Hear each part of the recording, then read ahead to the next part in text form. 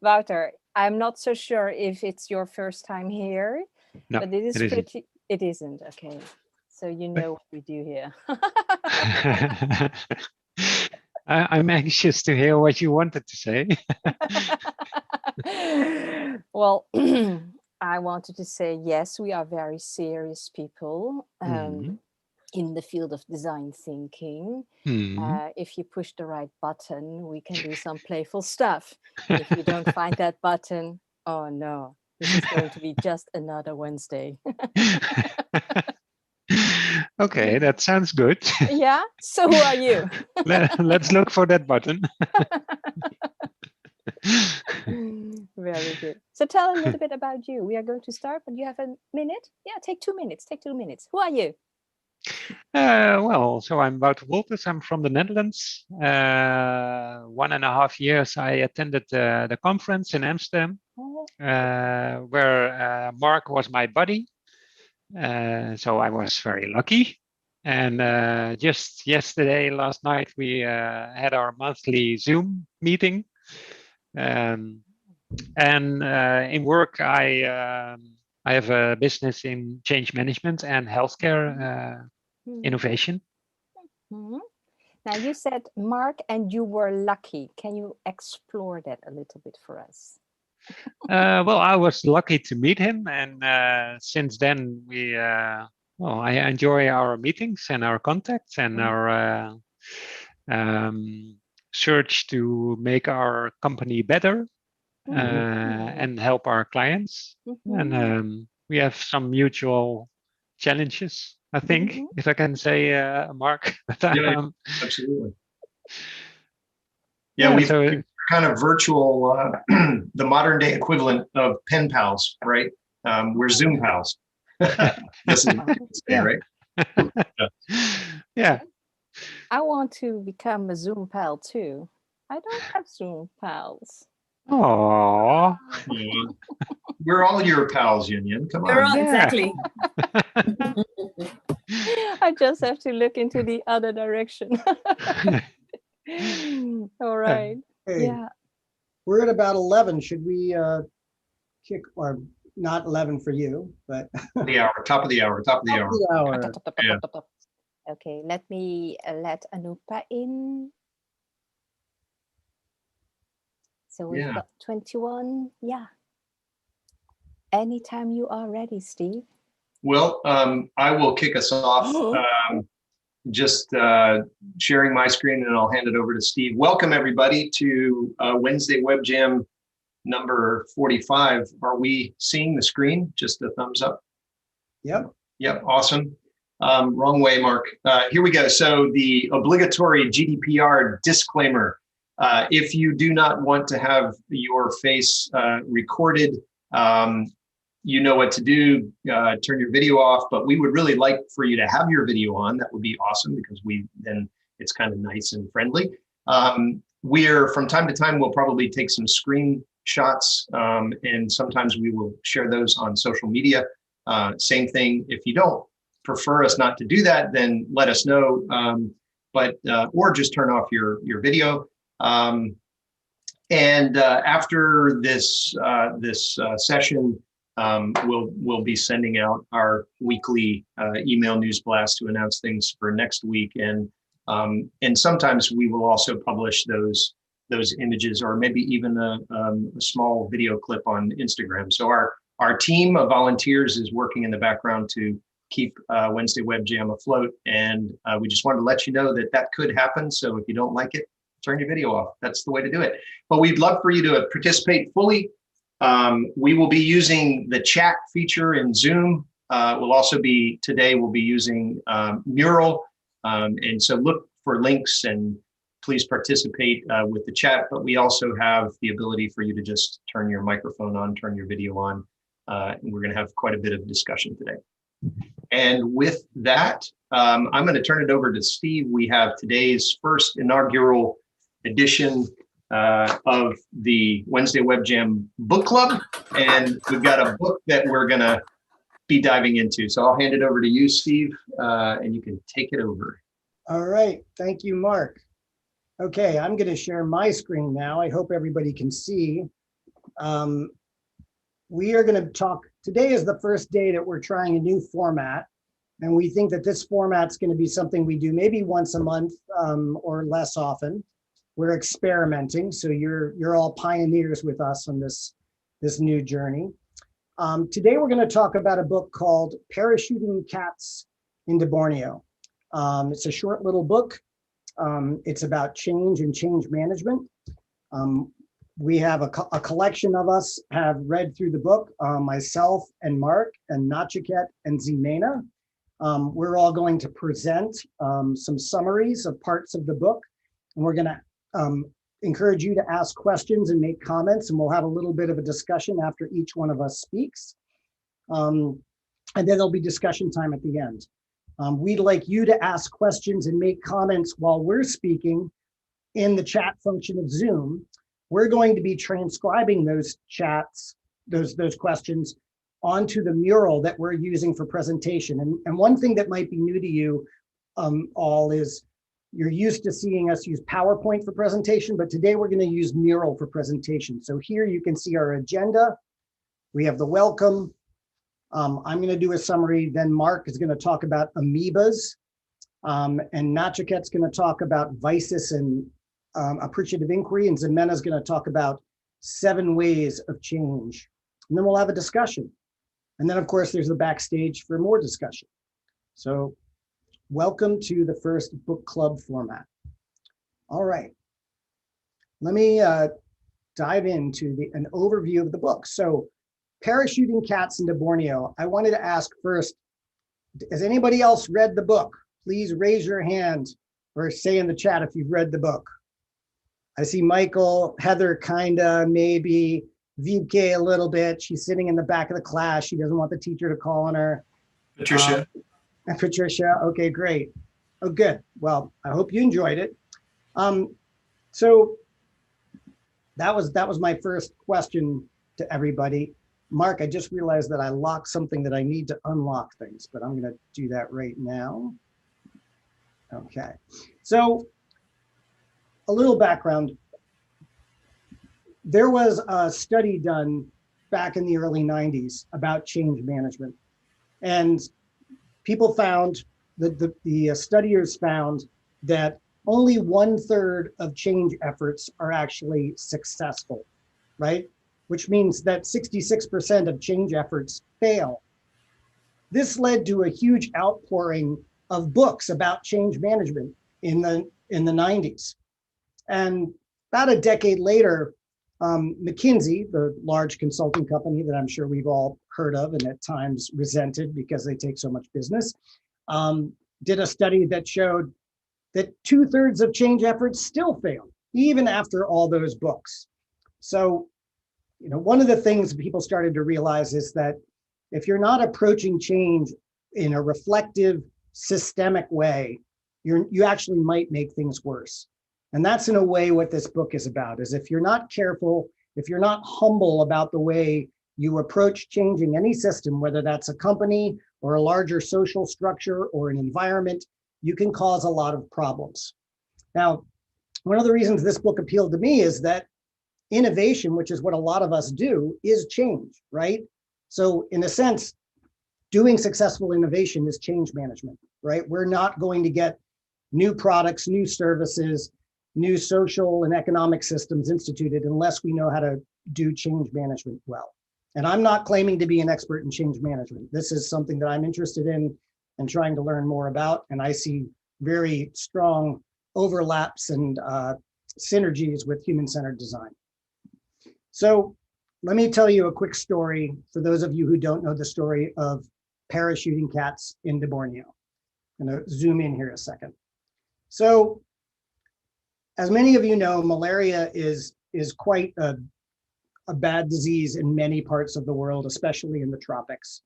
Back in the 1950s, the World Health Organization wanted to end malaria in Borneo, the island of Borneo. Their answer was to spray insecticide. It was actually DDT, but also another insecticide that they were spraying indoors so that mosquitoes alighting on walls and other surfaces would get sick and die. So here is a little system diagram, or maybe flow diagram, of what exactly happened. First, you had the World Health Organization, who wanted to stop malaria. I'm assuming you can all see my screen. Their answer was to spray insecticide indoors. The mosquitoes died, which was what they intended to do. That's the change that they wanted. But then a whole number of other things started to happen. Well, that same insecticide that they used to kill the mosquitoes killed wasps that prey on a type of moth that eats the thatch in the roofs of the huts that people live in Borneo. Because that wasp was no longer in the same numbers that it used to be, there was a big moth population and caterpillar population, and the thatched roofs of the huts started to collapse. Well, that was a bad thing. So that was a bad outcome. And then they found out that cats were ingesting this poison. There might have been a couple vectors. They were either eating insects that were killed by the pesticide, or they actually might have been eating geckos that were eating the insects that were poisoned by the insecticide. So we have the obligatory dead cat image here. That is not a happy outcome, not an intended outcome. When the cats died, the rat population increased. That's great for rats, but the rats carry other pests, other insect pests, such as a little flea that carries something called typhus or sylvatic plague, and rates of those diseases started to climb. What was the answer? The answer, the World Health Organization decided, was to get cats from the coastal areas and deliver them in big aerial drops to the upland areas of Borneo. That's how we get the title of the book, Parachuting Cats into Borneo.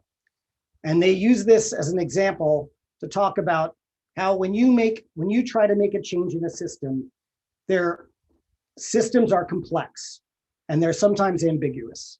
And if you make a change in one place, it's going to have flow-on effects that you might not anticipate. So you need to understand a whole system, and you need to approach change in a very careful and humble way, because you might get impacts from the change you introduce that are actually worse than the change you were trying to make. So we think that's a good introduction to the overview of the book. These people, Axel Klimek and Alan Atkinson, they use change management specifically focused on sustainability. They're trying to build a more sustainable society and economy. And change management is very important in that. They have a number of lessons, a number of techniques to use for change management. Some of you who are involved in change management are probably already familiar with them. And now I'm going to ask Marc and Nachiket and Ximena to talk about a couple of those methods. We are not teaching you what they talk about in the book. We just want to give you an overview and then have some discussion. Now, I'm going to pause for a second to see, did anybody have any questions or comments just in this opening thing that they want to share? Marc or my fellow facilitators, anything in the chat that you want to ask or share? I'm getting the thumbs up from Pedro. All right. Well, then I'm going to pass it on to Marc. Marc has an affinity for single-celled organisms. And he's going to talk about amoebas. Steve? Yeah. The Melissa just wrote, did the cats help resolve the roof issue as well? I think they did. I mean, I think that helped, but actually, no, I'm sorry. I don't think they helped the roof issue.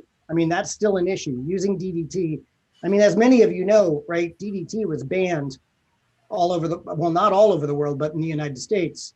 It also caused eggshells to crumble in birds of prey. And we had a big decline in falcons and eagles in the United States. And those populations have rebounded in the 40 years or so since we banned DDT. So, all right, Marc, I'm handing it over to you, and I'm focusing in on the top of your presentation. Great. Thanks, Steve. So yeah, that's a great story of unintended consequences and looking at systems.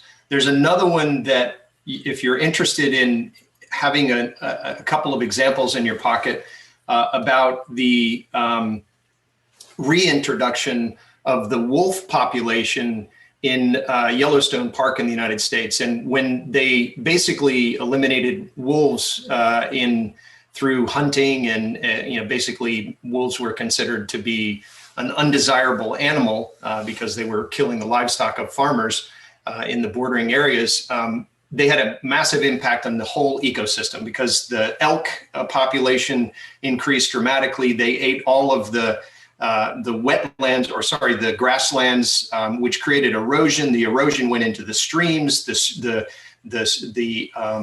fish, it disrupted the fish population, et cetera, et cetera. And it was over decades.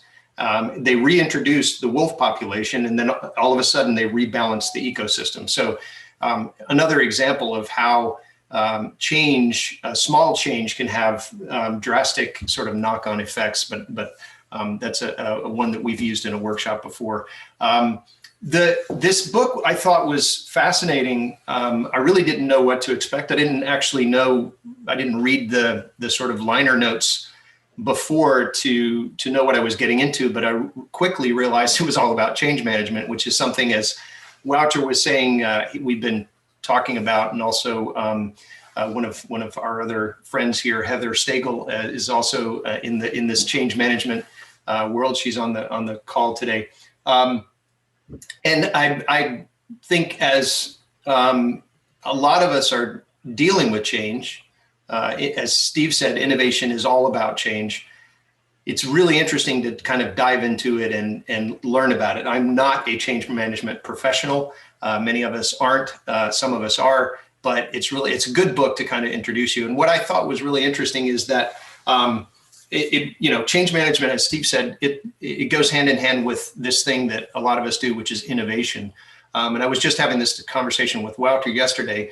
Is his definition of innovation is something new, some sort of change that creates substantial value, not just sort of incremental value, although you could say that's incremental innovation. So it's interesting that this book kind of deals with innovation squarely, because change is innovation essentially, right? And the other thing that I noticed, we use a lot of co-creation and design thinking, and the techniques that are in this book go hand in hand with that spirit of co-creation. And the other thing I liked is right at the beginning, it kind of said, what is your personal approach to change management or to change, right? And so are you somebody who is a fixer of problems, or are you somebody who amplifies what is working, right? And Nachiket is going to talk a little bit about appreciative inquiry, which is what that's all about. There's this notion that, like, do you need to change yourself before you go change other people? And I thought that was quite interesting as well. So Steve, if you'll go down to the amoeba of change, the single cell organism that Steve was jokingly say I like. But yes, one of the concepts I wanted to introduce from the book was this thing called the amoeba of change.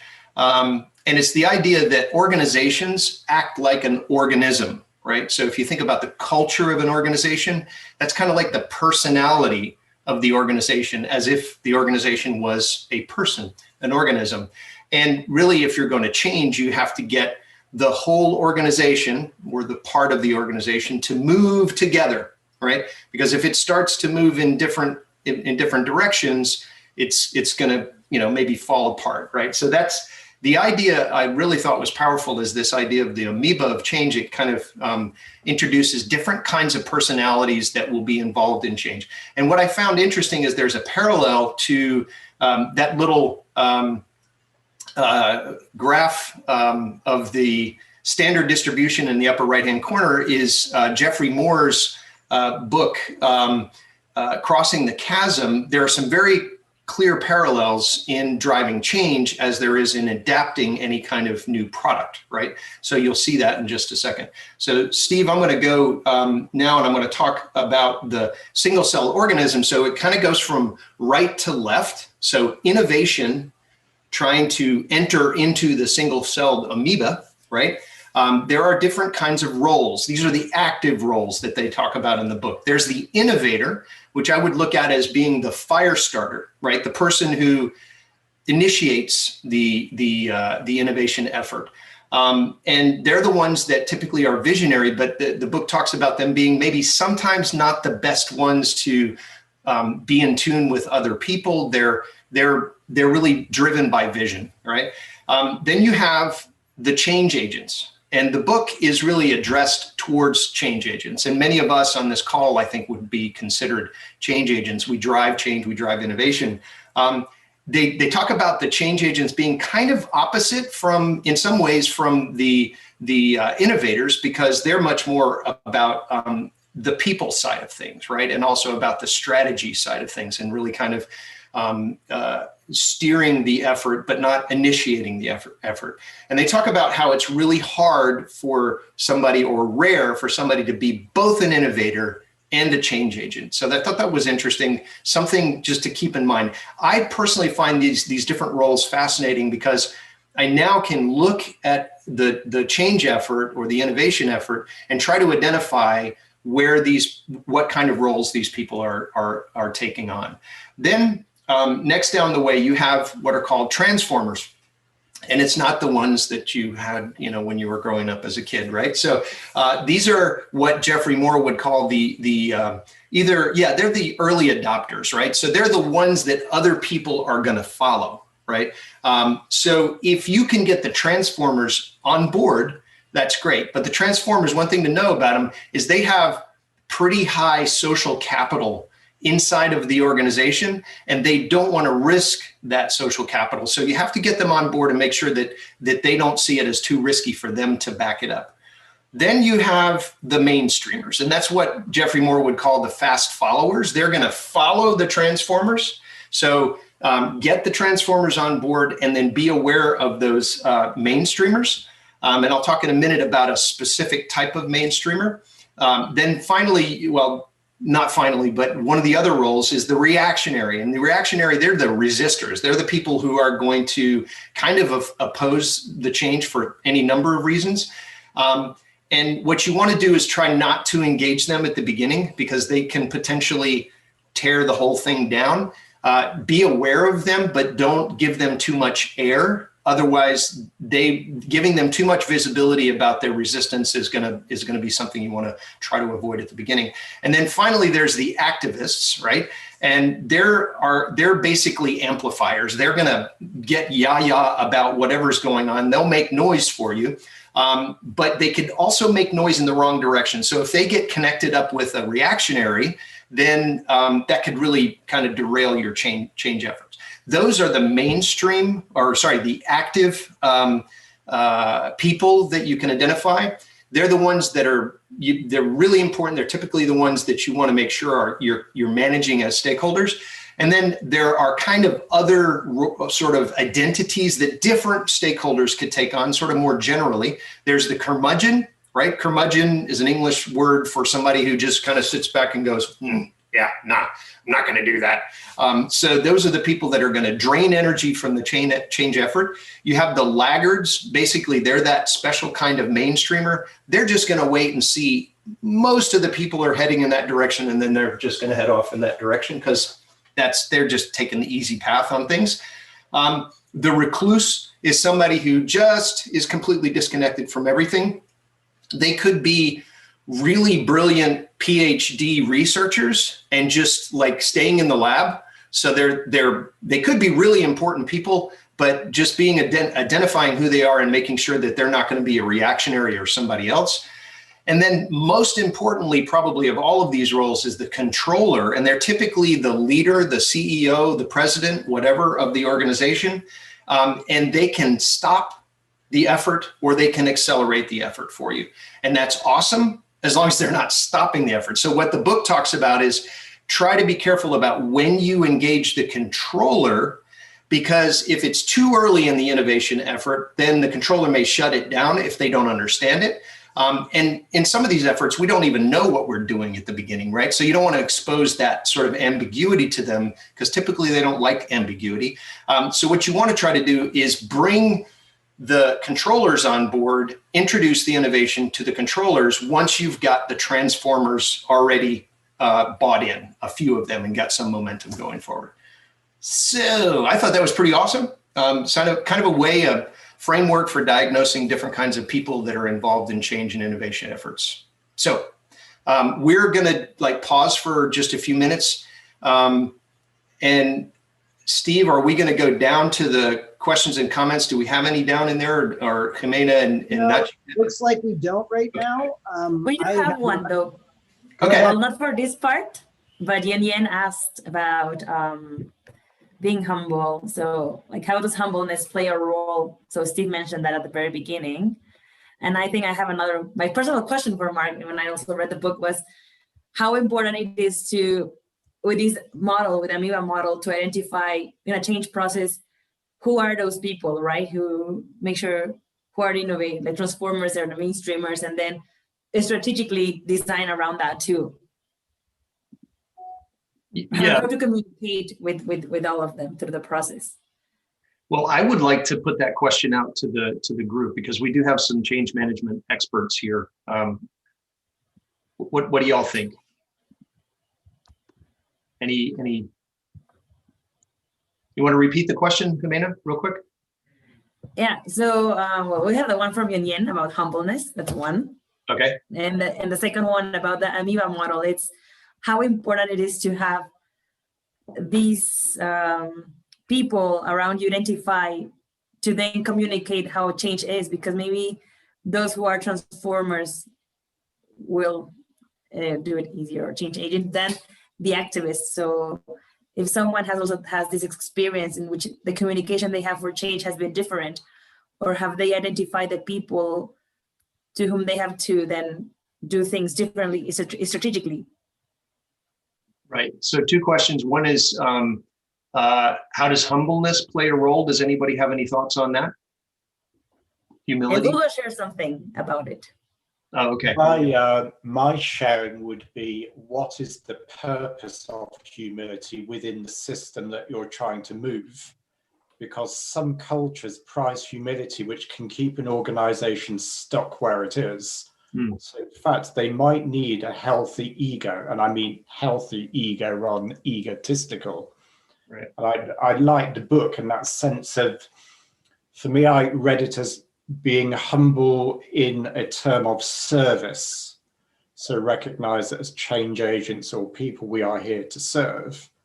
And the link I make to the amoeba is, and I think, I can't remember if Marc or Steve said it, is, I mean, this is a model and roles change over time. So I think looking at where people put themselves and what is it that they might need to evolve over time to support the system would be, it's not an answer, but I would be really curious about how that works. Yeah, I'd like to just point out that we're going to have question sessions after each one. I think those are excellent. And Michael, we're recording some of what you're asking and commenting on down in the comment box below. So I encourage people to keep asking questions and making comments. Can I just, because we did ask for some of the people who have experience to chime in, just for maybe one comment from Wouter. I think you had a comment to make.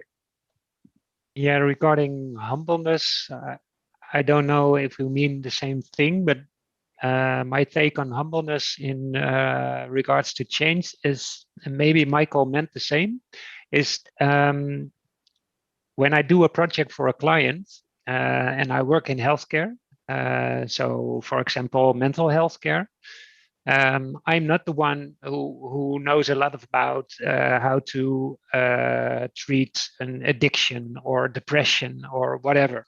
And that needs a lot of humbleness to put in place the specialist when it comes to how to treat. And it's my role partly to guide the process and to look, for example, how digital innovation and technologies can help make addiction treatment better. And often, well, sometimes I also see colleagues who tend to also say things about how to treat better. And in my eyes, that's not our role. And that needs humbleness to make sure everybody can have their own role. I don't know if that's an answer regarding humbleness, but there, in my work, I recognize humbleness in such a role. Yeah, I think that you have to have the humility to know when you need to express your opinion and when you need to let other people talk. And Michael, your comment about like sometimes you have to have a stronger personality pushing things forward, especially if the culture is sort of really maybe conservative and sort of low low energy, and you may need a forcing function to push things forward. So interesting comments. Thank you guys. Steve, we want to move to Nachiket. Is that correct? Yeah. Nachiket is up. We're going to slide over to his presentation. Nachiket, why don't you take over? Yeah, thanks a lot, Mark and Steve. So while I was reading the book, I came across these two methods of change management, and that is what I'm going to share. So first was the wisest method, and this is more or less commonly used method, and it has like 5 components, which are vision, indicators, systems, innovation, and strategy. And to go in detail in the vision part, it's very clear, like to have a clear vision of where you want to be after the change process is complete. So it's basically priming and understanding where we want to reach. And for that, we actually, take help of the indicators. That is, look in reality for formal measurable indicators of the status quo, and also the informal indicators such as the people's feelings or general impressions about the entire organization or the project. And after we know that, we try to understand the systems and the parts which are involved in the systems and are actually trending towards or away from the desired state that we want to reach. So we actually are looking for basically the interconnections within the parts in the system.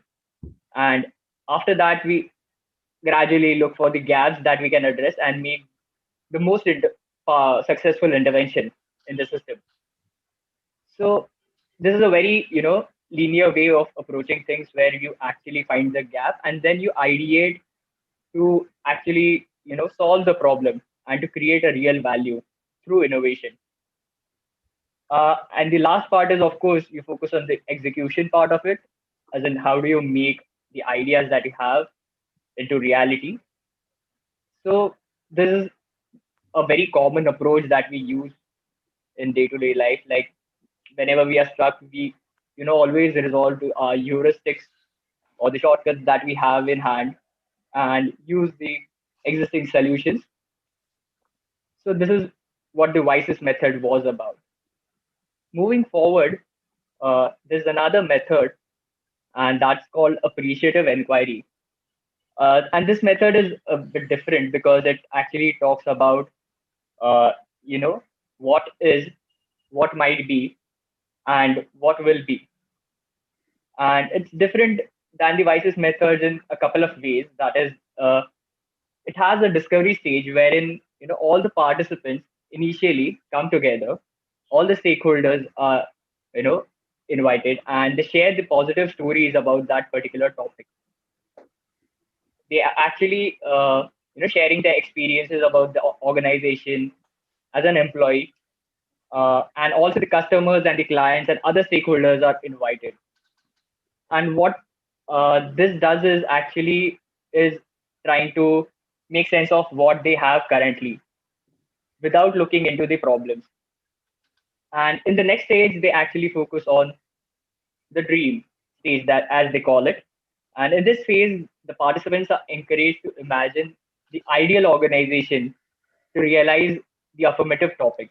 That is to focus on the positives that they have and connect it with what they want to have or incorporate in the organization. So, and to do that, they have the third stage, that is the design, where participants discuss what can be done to realize the collective dream, put forward in the dream phase, and create the change proposal or designs to bring about the change. So at the last, that it's called the destiny or the delivery phase, wherein they focus on what will be.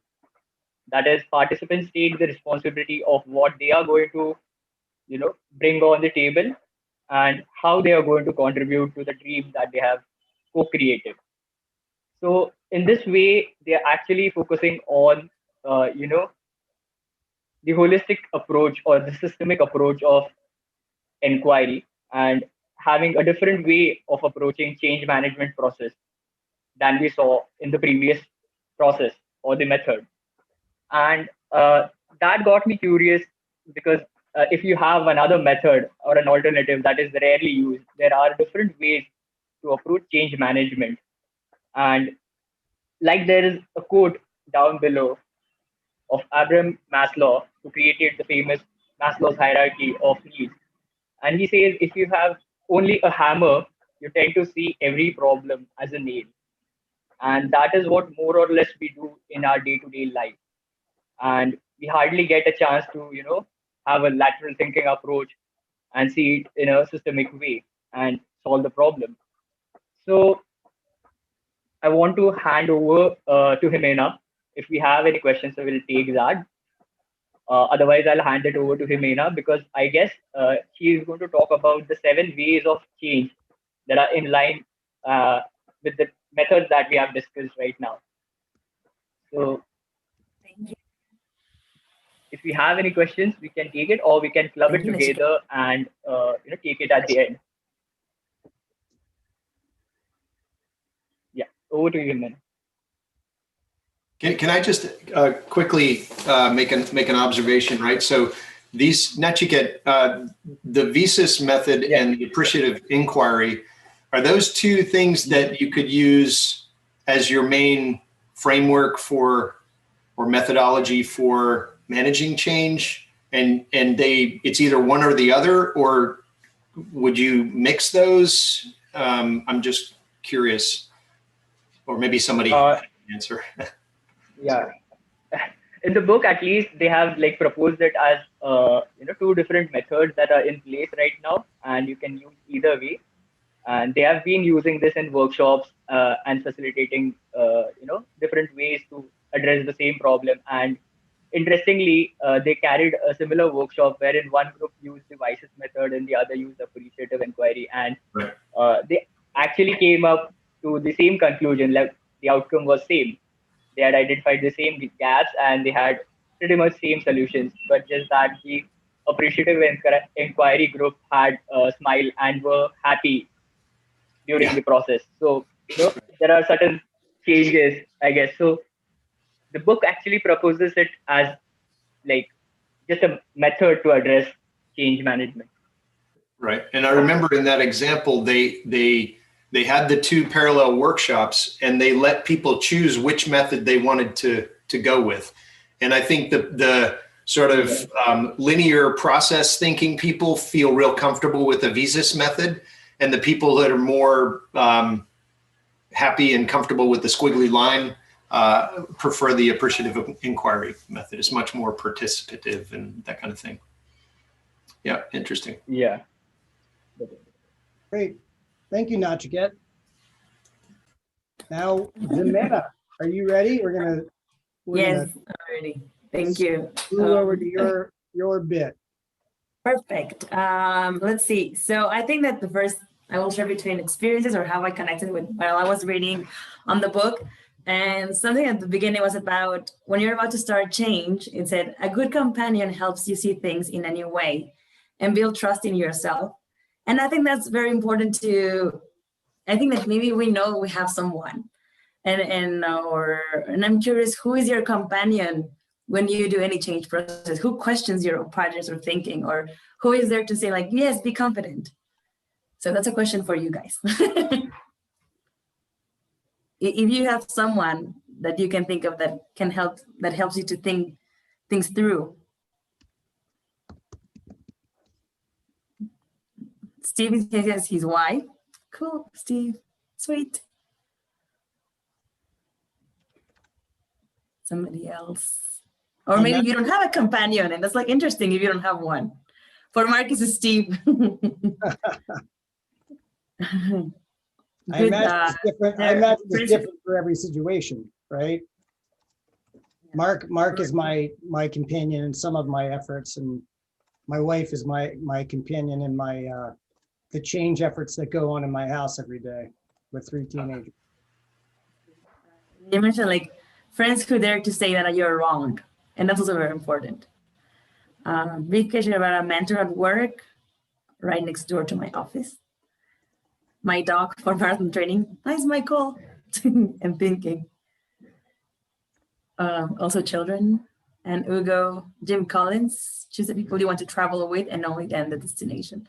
That's also very important. And I think that I can share maybe from lifelong friends, but I think that even to me, the Wednesday Webtoon community is that today now as well, right? When we come together every Wednesday to question each other. And I think unconsciously we're there for supporting in our change efforts wherever we are. So that's also very valuable that I found and think through. And then another part about it was when we start this change process, also good when we think, what water are we in, right? It says the fish is the last one to discover it. And what do we do to be aware of our own belief system? How do we have first awareness of ourselves and our environment? And that's also interesting. I wonder if somebody does something in a specific regarding that, or because it's so easy to point to somebody else's environment, right? That you notice the water in which people are swimming, perhaps, or which they are, but maybe not yours.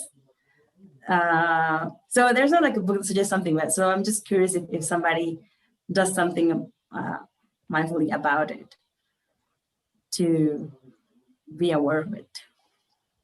We also explore systems with curiosity and without prejudice. Good. Somebody, Pedro, share about has some good people as sounding boards, but well different directions. You can also put your mic on, so don't worry. I mean, you're writing, but to me, it's just like, okay, I'm also reading. And so I think this part is important, right? To make sure you have a companion to talk things through about the patterns you have, the ones who support change, and then to know what's like the water. And then I will go to the 7 ways to approach change, and just what Nachiket shared and Marc about the models. In the end, it's about different tools to adapt and share along the way. And this one, it's just being aware of what are 7 ways people can approach change. And while I was reading this part, for me, I was thinking that, well, what happens when I have one way? I will go into detail, and people have another one. So, for example, there could be a way of thinking in which there has to be a plan to be followed, right? So it's just go A and B and C and checklist, and we have to do this, as if it was just like quite easy to do a change part. There's a way in which people can force the future, and just the traditional part of you have to do it or you'll get punished. And the negotiation would come of what's in it for you and what's in for me, and then let's find either way. Those who come together to create a future, but still they decide and get together. Then another way to spontaneously let the growth happen and just see what's sprouting and these little flowers in the garden and see continue how it's growing. What comes along with being visionary of the seeds and the dreams. And finally, the part of facilitating generative dialogue, which matches along with active inquiry and having these conversations together. So, for example, with theory U, right? You have to go through a deep conversation and go through this process. And I think that Vivke wanted to share something and talk, or maybe some of you, about the theory U to really be conscious of what's happening in the system, and then from that lead to something which will be more lasting. And this part, it's interesting because I think that maybe when you want to lead from the dialogue, to me, I happened to be in a situation in which I was trying to have this dialogue and conversation with people. But somebody told me, you know what, you're spending too much time on that. Just tell me what to do. There's not a right way. I mean, there's perhaps a better way, but also we've got to adapt to also, I realize, maybe people who need change to be done maybe differently. And also when you're in an organization, I think that can also happen, that if you think of a way of approaching change from, the following plan versus a generative dialogue, then this mismatch can cause conflict for sure, but you've got to do something there to then appreciate these other differences.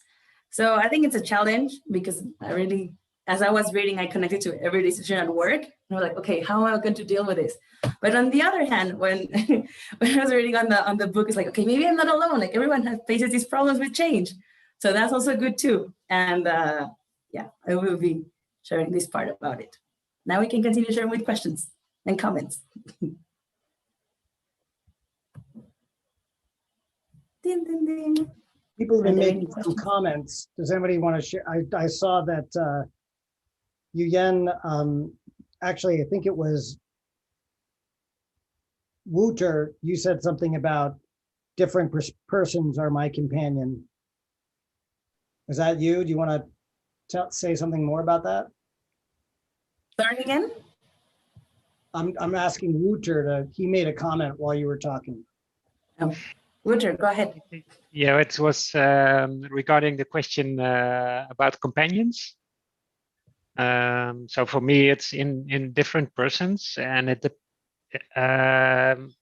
well, basically it's different persons with different backgrounds. For example, behavior change, or more focused at learning, or at design thinking. And in the mix of it all, it helps me to constantly look at the problem in a different way, or at a situation in a different way. And well, it depends on the situation, what inspires me the most, and what's needed. So that was my answer about. Thank you. We have about 10, 12 minutes to talk, and then we're going to talk about next week's web jam, and then we'll have backstage. But this is now really open for discussion. If anybody has any observations or questions about the 7 ways that Ximena talked about, or any other parts of the book that we talked about today, or maybe something about change management that we haven't covered here. I want to say something slightly contentious, which would be very unusual for those that know me, because I'm really interested in it. In this workshop and in that book, we talk about change management. But I think there's a fundamental question to ask first, is whether or not you believe change can be managed, and if so, how? Because the other more organic approach is more like, I change my background to a garden. I can only create the conditions for change. And I think that also goes back, I think, to Wouter's comments and others about humility.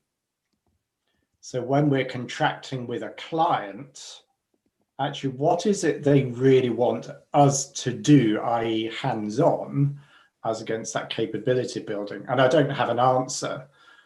And one of the things I think this book is brilliant at, it just touches so much stuff really quite cleanly, is in the world that we're in now, it seems that we've entered a more mechanistic mode of communication through online, but change itself is more organic and natural. So that's a real curiosity of how on earth do we do that as change supporters? I have no idea, but it's interesting. Mm-hmm. Maybe Michael, I want to share one of my reading that book, Mark, you mentioned about crossing the chasm. You used the symbol of that amoeba. That to me, it felt like it isn't one system. That chasm in the first 2 groups are in because it's new, and they like to try out. They don't care it will fail. That's embedded in their attitude towards change, or whatever name it is. Compared to those transformers and those the rest of the team who wants to have comfort. So they speak a different language. That was my major insight reading that book of The Crossing the Chasm. So most often it feels like it is not one system, one amoeba, but two different, or at least a huge difference between the head and the body or something like that. And maybe that's also what you're mentioning, Michael, creating different circumstances which lead to change instead of a rational line or more logical way. Yeah, it's a good point. And you know, what does management mean, right? It's like, what's the difference between facilitating and leading, right? I mean, there's such a balance between, like, are you managing change? I don't know. What does that mean, right? But absolutely, personally, 100% agree. You can't control it, right? Can you set the conditions, which is, I think, what you're saying, Michael, for the change to happen in the way that you want it to happen, or in the way that is most beneficial for the goal that you're trying to achieve? Absolutely. But I think it's a balance. I think there are times when I've been in situations where, there's not a lot of room for negotiation about what needs to be changed, right? And yet, you still need to do the best you can to manage that difficult change, right? And one of the bosses that I worked for back in the day, when I worked for bosses other than customers, was brilliant at that. He was a Scot, and people's jaws were dropped about how he dealt with one of the most difficult situations I've ever been involved in, where they had to basically lay off all these people, and everybody wanted to follow him. Right. So that's kind of like a really interesting skill to be able to manage both that vision of change, which is the innovator in the amoeba model, and the change itself, which is the change agent. So that's why I think they say it's really rare to get both. But when you get both, those people, like this guy was in the company I worked for, he was in a big multinational corporation. His job was, the CEO of the organization would just say, John, we got a problem for you. And he'd parachute in for 2 years, make the change, and then he was done. But people loved working with him. So anyway, sorry. Hey, yeah, and maybe looking at those. I'm sorry, go ahead, Jeroen. No, I just want to make a combination as well with the 7 ways of change presented, because you can see there are also different kind of intelligence, talents behind it. So maybe it's also to see what's really needed at which point for whom. Yeah. I wanted to call on Vibke because she had her hand raised. Yeah. What Michael said resonates with me very strongly, because I'm working with a leadership team at the moment. And like the last workshop got really, really messy, and they, my interpretation now is it's all about change. How do we work together? How can we change our organization from within? And it's public administration, so it's very, very hard, tough going. And they got stuck. The process got really messy. They got lost, and they were looking at me for managing the process and helping them out. And I thought, no, you're stopping it. And so there must be a reason for it. And we have to find out what is too fast or what is going the wrong way. And I'm very, very curious how the next session will be. And they find it very hard to not having a quick fix.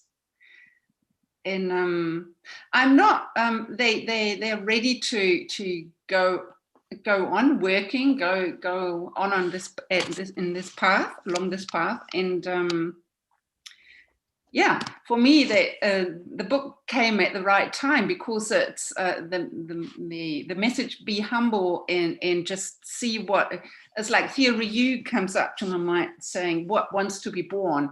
And this is an imagery that they never ever use. So this is so interesting now, and I would love to have some feedback who experienced something similar.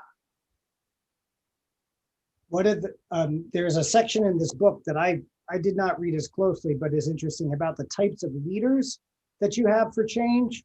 And it has a number of different types of leaders. And that might be helpful to you, Vipke. They talk about the alchemist and the strategist and the individualist being the best kind of leaders, because they can integrate a lot of different information and they can shift approaches depending on the type of person or situation they're dealing with. They don't have like just one standard approach to everything. And reading about the characteristics of those leaders might be helpful to you. The other thing I'd mentioned about what you're talking about is, when you look at systems mapping and design, they talk about cloud problems and clock problems, right? The clock problems are one where like there's a gear that's broken, the second hand isn't moving, so let's open it up, let's fix the gear or the spring, then it starts to move again. That's relatively straightforward. It doesn't mean it's not complicated. Complicated means there may be a lot of parts to it, but you can find the thing that's broken and fix it. Cloud problems are kind of inherently unknowable. We don't understand exactly why clouds make the patterns they do. We can't predict where that cloud will be or what shape it will be in 5 minutes or an hour from now. And that those are harder to understand. And we have to try to dig deeper and understand those systems before we try to make change in them. And I think that has some similarities to this, is getting people comfortable that with cloud problems, that there's not going to be a quick fix, right? And explaining that and using examples like some of these stories, like if you think you see a problem and you fix it, you might be changing something later.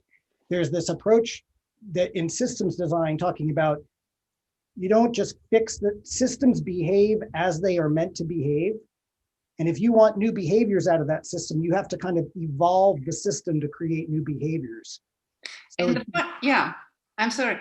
It's like what I found really interesting. It's like they don't even want to see that the problem or what got them stuck is much bigger than just what they wanted. They wanted to identify their core task for the entire organization and its 6 departments. So they wanted to synchronize 6 systems, which is a huge thing to do, and they don't want to see it that way. So this is probably the next step, to accept that there's something bigger than just identifying a number of tasks and having Excel lists and spreadsheets to sort it out.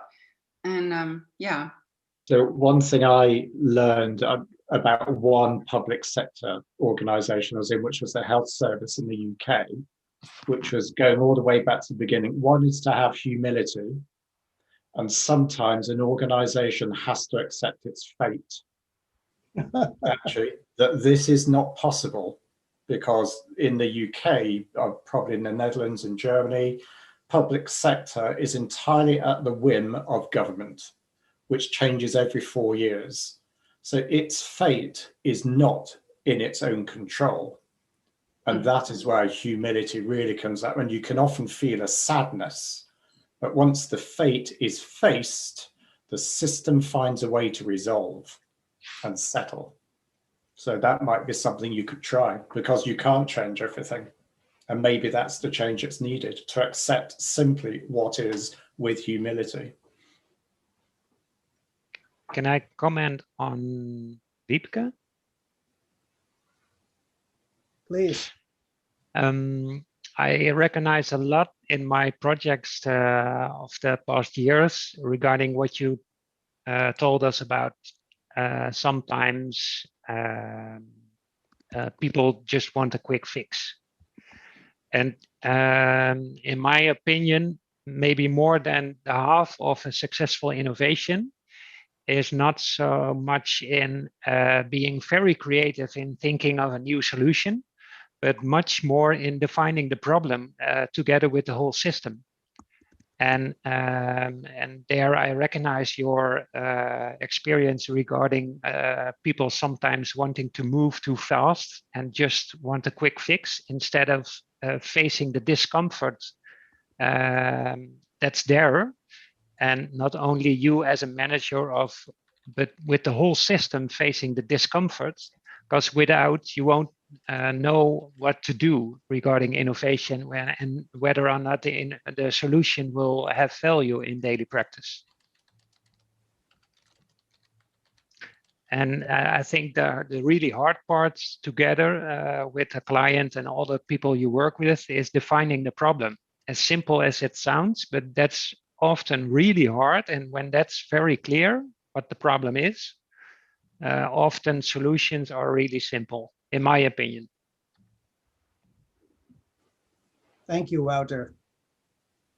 We have to pause. I welcome you all to stay in the backstage and talk more about this, because I find it fascinating and I'm really interested to hear more people's reactions, but we need to announce next week's web jam. And Yunyan, do you have a slide to share? And do we have Hugo here? I have it. You got it. Okay. I will A put live slide. That's Hugo. A live slide. Here, I'll pin Hugo. I'm gonna spotlight Hugo. Hugo, you're on the spotlight. Okay. Also, thank you very much. No, just want and be happy to share next week the question about emotional intelligence in creativity and in facilitation. Our colleague here, Melissa Leal, says that a change happens one individual at a time. So I think this is spot on in terms of what I want to share with you.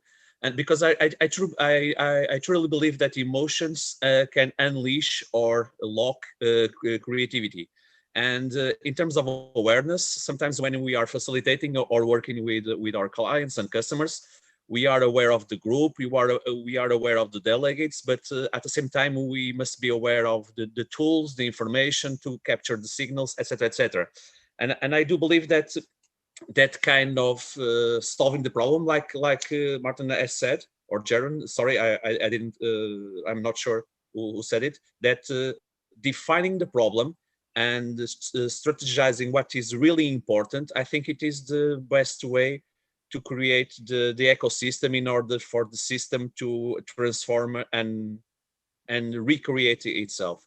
So my proposal for next week is basically for us to be awareness of what emotional intelligence really is, how that can be important for our roles as facilitators, and how can be also important to deploy even more the need of empathy, not in terms of proper products or services creation, but empathy within the room. How can we create a baseline where everyone knows which is each one's manual of instructions in terms of communicating and interacting, and how that manual can be enhanced and put into service for the objectives of the team and to development of the persons and the organization. So basically is this.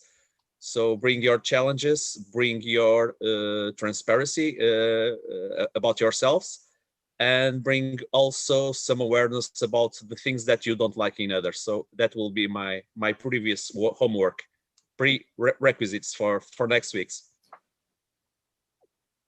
Thank you, Hugo. That's great. I'm looking forward to it. So thank you.